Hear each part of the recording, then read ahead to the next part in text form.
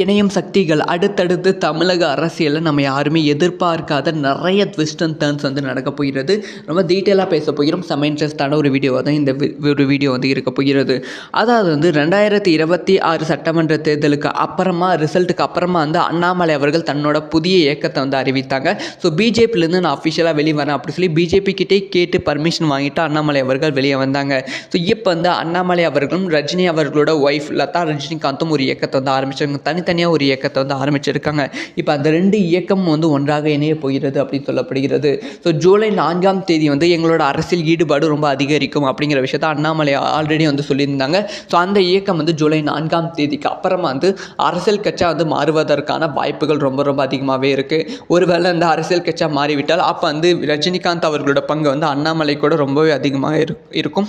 அது மட்டும் இல்லாமல் இன்னும் நிறைய உறுப்பினர்கள் வந்து இந்த இயக்கத்தில் வந்து இணைவதற்கான வாய்ப்புகள் இருக்குது. பேச்சுவார்த்தையும் நடந்து கொண்டு இருக்குது அப்படின்னு சொல்லப்படுகிறது. ஸோ இதனால் வந்து ரஜினிகாந்தும் அண்ணாமலையும் ஜூலை 4ஆம் தேதிக்கு அப்புறமா இந்த இயக்கத்தை ஒன்றாக இணைந்து செயல்படுவார்கள். இதனால் வந்து இந்த இயக்கம் இன்னுமே வந்து பெருமளவு உயர்வதற்கான வாய்ப்புகள் ரொம்ப ரொம்ப அதிகமாக இருக்குது. ஸோ கண்டிப்பாக வந்து இது வந்து தமிழக அரசியலில் நிறைய ட்விஸ்ட் அண்ட் டர்ன்ஸ் வந்து கொண்டு வருவதற்கான வாய்ப்புகள் இருக்குது. ஸோ இந்த ஒரு விஷயத்தை பற்றி உங்களோட ஒப்பீனியனை கமெண்ட்டில் லீவ் பண்ணுங்கள். இந்த மாதிரி எல்லா விஷயம் தக்க